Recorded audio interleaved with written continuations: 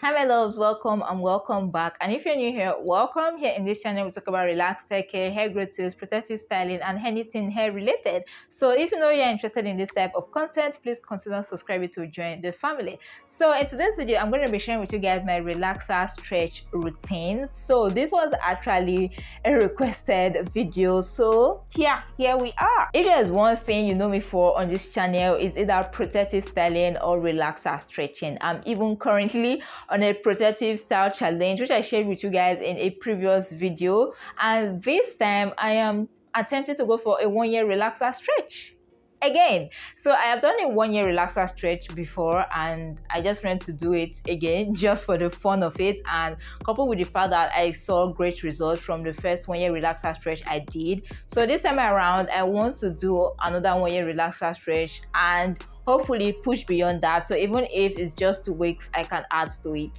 Yeah, so relaxer stretch has always been a part of my hair growth journey, a part of my regimen, my routines ever since I started my hair journey. So when I started my hair journey back then in 2014, yes guys, my hair is 9 years old.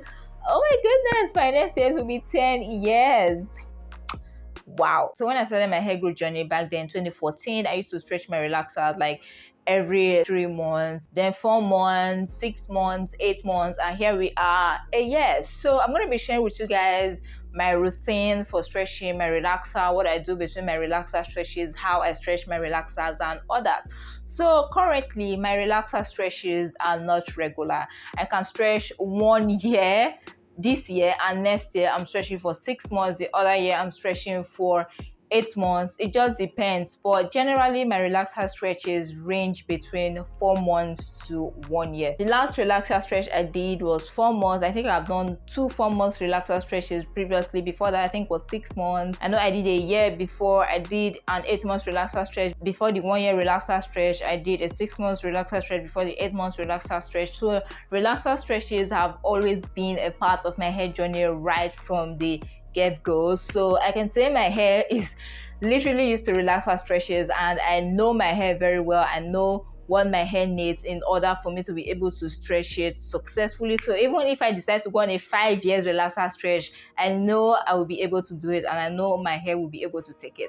So what I do is immediately after my relaxers, like that first 2 weeks, I don't do anything to my hair. I always say in my videos, and it's usually recommended, that you give your hair at least 2 weeks between your relaxer routine and your protective style installation. So within that first 2 weeks, I do nothing to my hair. I just put my hair in simple protective styles like a bun, rarely a ponytail, but majorly in a bun. Then after 2 weeks, I go on to install protective styles, because one thing about my relaxer stretches is that without protective styles, I cannot stretch my relaxer. Like I always say, listen to your hair. Your hair will literally tell you what it needs. So when I realized that the only way for me to stretch my hair was for me to always put my hair in protective styles, that's what I started doing. And that's why most of the time you see my hair in protective style. I'm even currently on a protective style challenge, which I also shared with you guys, and I usually install long-term protective styles to avoid over manipulation, because when you stretch your relaxers, the point of demarcation between your new growth and your previously relaxed hair, that point of transition is very, very weak. So the more you manipulate your hair, the more it's going to break, and that's why some people find it hard stretching their relaxers and experience breakage when stretching their relaxers. The goal is to try and avoid manipulation as much as possible at that region. So the way I combat this is by putting my hair in protective styles and in long-term protective styles, because if I decide to install short-term protective styles, I'm going to be manipulating my hair more. So that's why I go for long-term protective styles, and my long-term protective styles can stay in for as short as 2 months, very rarely a month. I can't remember the last time I installed a 1-month protective style, but minimum 2 months. Then the longest I've gone is 4 months. So from 2 months to 4 months, that's how long I carry my long-term protective styles. So after taking down my long-term protective style, I wash my hair, reinstall another protective style, and just continue doing that until I eventually relax my hair. Now the same thing I do at the start of my relaxer stretch is what I do at the end. I give 2 weeks between my protective styles and my relaxer touch-up. So any form of long-term protective style I have, 2 weeks before I relax my hair, I make sure I take it down and just put my hair in a simple protective style like a bun or just big single braids without extensions with my hair in like 6 sessions before eventually relaxing my hair. So it's because of the same reason. A relaxer process is a very stressful process. So at the start of your relaxer stretch, the reason why you are giving space between your relaxer touch up and the protective style installation is to allow your hair enough time to recover, to be able to withstand the protective styles. Now that is the same reason you give space between your protective styles and your relaxer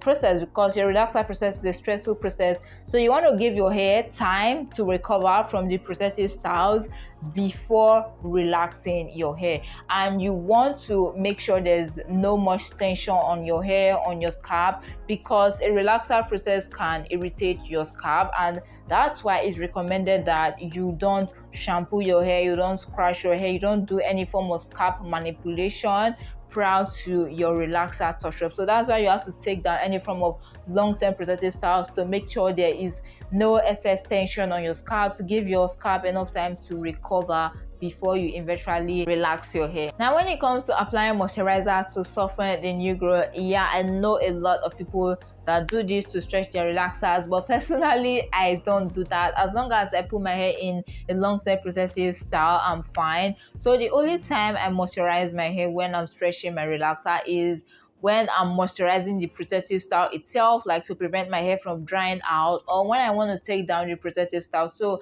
I moisturize my hair like a day before the protective style takedown in order to make the build up, the knots, the tangles easier to detangle and to reduce breakage. So apart from moisturizing my hair while in the protective styles and before taking down the protective styles, the other time I can moisturize my hair is probably after my wash day routine, deep conditioning, then I moisturize my hair before installing a protective style. But outside this period, I don't really moisturize my new growth or my hair while stretching my relaxers to prevent breakage, because the weakest point from that stretch, the point that is prone to breakage, that is the point of demarcation, the point of transition, is already protected in the protective style, and I am not combing it every day, I am not manipulating it. So there is really no reason for me to be applying tons and tons of products or moisturizers on my hair every single day because I'm stretching my relaxers. Another thing is, since I use long-term protective styles,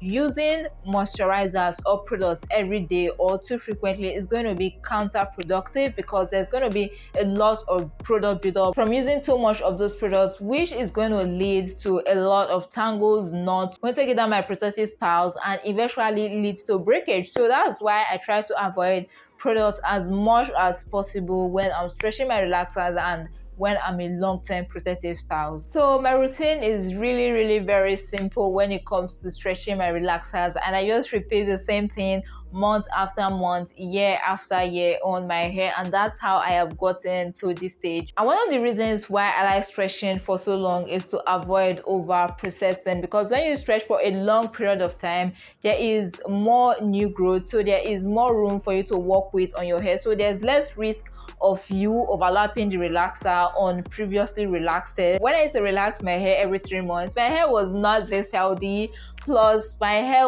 actually turned brown in color. It could be from two things. It could be from not stretching my relaxers for so long, and it could be from the type of relaxer I was using back then. So I did two things. I changed my relaxer. I started by using Venus relaxer, which did well for my hair, but Venus was not really that readily available anymore, so I switched to Relax, which changed my hair color, guys. So that's why I had to change the relaxer. So I now use the Profectiv Mega Growth Relaxer. I started by using the normal strength, that's the regular strength, and my hair came out under processed when I used it. So that's why I decided to switch to the super strength relaxer. So that's what I currently use now. My hair has been healthier ever since I did that. My hair has been darker. In fact, people ask me if I dye my hair when I go out, or even on the channel, some of you have even asked me if I dye my hair. I know, guys, I have never dyed my hair. I am not saying 3 months is a short time to stretch your relaxer, but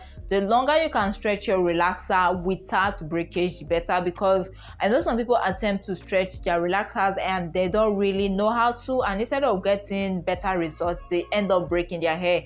In this case, I recommend you do it gradually over time. If you've been stretching for 10 weeks, you can try this time for 12 weeks. If you've been stretching for 12 weeks, you can try this time for 14 weeks. And if you notice that you've tried everything you can humanly possible, you've gone online, you've done research, you've watched videos, you've tried everything, and you still can't stretch your hair past that, then stick with that. Like I say, listen to your hair. You don't have to force your hair past that threshold if you can't go beyond that. But with all things being equal, if you are able to stretch your relaxers longer, the better results you're going to get, because the less you overlap your relaxers, the less your hair is going to get weaker over time, and the less breakage you're going to have, meaning you are going to retain more length and you are visibly going to get longer hair. Plus your hair is going to be more healthier because you are not going to come down with over processed hair. So yeah guys, that's it for my relaxer stretch routine. It's literally a very simple routine. Please let me know in the comment section down below if you stretch your relaxers. What is your routine? How long have you been stretching your relaxers for, and how long you like to stretch your relaxers next? So yeah guys, that's it. If you have any other questions concerning my relaxer stretch routine,